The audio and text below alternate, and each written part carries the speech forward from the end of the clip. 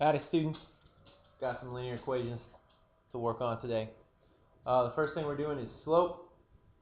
We have, remember, y2 minus y1 over x2 minus x1 is our slope formula. This is equal to m. So I'm going to take 7 minus negative 2 over negative 5 minus 2. That gives me 9 over negative 7. I'm going to take that negative sign, slide it up top, and that gives me a final slope of negative 9 over 7 for number 1. Number 2, I've got 8 minus 8 over negative 1 minus 1. This gives me, 8 minus 8 gives me 0 over negative 2, or just 0. Number 3, I've got 9 minus 4 over negative 6 minus negative 3. This gives me 5 over negative 3. Take that negative sign, slide it up top, negative 5 over 3. Next one, I've got 7 minus negative 3 over negative 5 minus negative 5. Going to give me a 0 on the bottom. 0 on the bottom, which means this slope is undefined. It's just like that. Next two problems, or next four rather. Want to find the slope and the y-intercept. Going to need to solve for y first on these before I can identify the slope and the y-intercept. So 3y is equal to negative 5x plus 6. Divide both sides by 3, and I'll get the y is equal to negative 5 over 3x plus 2. My slope is the number paired with x, and my intercept value is the number that's all by itself.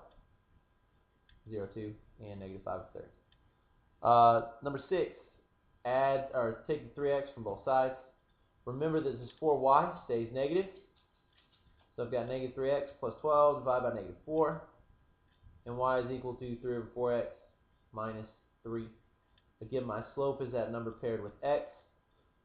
And my y-intercept is a number that's all by itself. I'm going to list it as a point each time because I feel like being fancy today.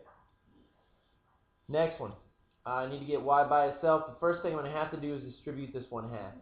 There's really no other way to get around it. Got to distribute that 1/2 so I can get at these numbers.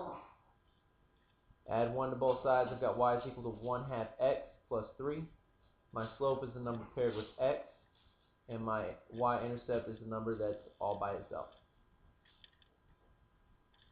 Last one, distribute the 6. 3x minus 2y is equal to 6 plus 6x.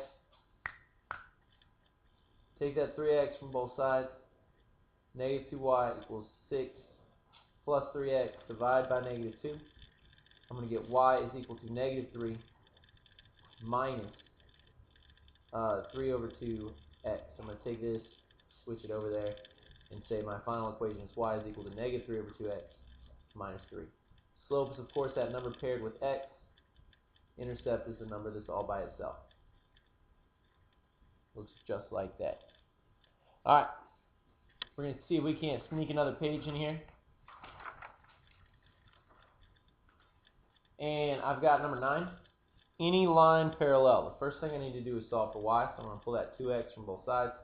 And 6y is equal to negative 2x plus 12. Rip the 6 off. And I'm going to get y is equal to negative 1 over 3x plus 2. At this point, all I need for a parallel line is for my slope to be the same. And really, you can put any number as your y-intercept. As long as it's different from 2, it's going to be fine.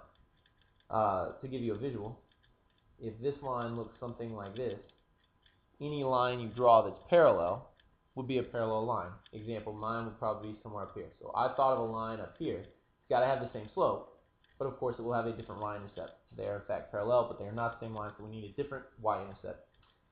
Rip that 5x the other side on this problem, so 2y is equal to 5x plus 10. Pull the 2 off, y is equal to 5 over 2x plus 5.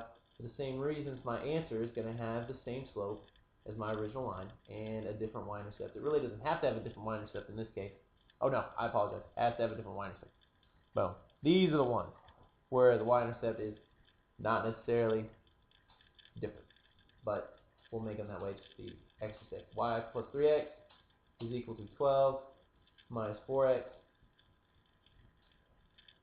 Pull that 3 from both sides. I'm going to get y is equal to negative 7x plus 12. My slope is negative 7. So in order to get a perpendicular slope, instead of negative 7 over 1, I'm going to get positive 1 over 7. And then any y-intercept will work here, even the original one. for perpendicular. This one, add the 7 to both sides. I've got 8y equals 7x plus 16. Divide by 8. I've got y is equal to 7 over 8x plus 2. The plus 2 really doesn't matter. We're looking for this slope. If I want a perpendicular line, it's got to have the opposite slope, opposite reciprocal slope.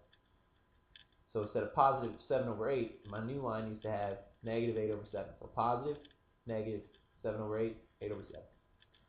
And then any y-intercept will work. I'll put a plus 4 just to be cool. There we go. Last 2 problems on this page. Graph the following lines. First thing you want to do is solve for y. We have already done so in the first problem. Negative 1 is my starting point. It's my y-intercept. Y equals mx plus b. Just like on that first page. Negative 1 is my starting point. Slope is 2, so up 2 over 1, up 2 over 1. Get some reverse points just to be extra cool and fancy. Oh, missed one. Boom. Looks just like that. Forget about this dot. Error. 14. Rip the 2x from both sides. Negative 5y equals negative 2x plus 15 divided by negative 5. Y is equal to positive 2 over 5x minus 3. Minus 3 puts me right here. My slope is up 2 over 5, so up 2 over 5 would put me right there. And get a negative point. Should be right in here. Boom. There's my line.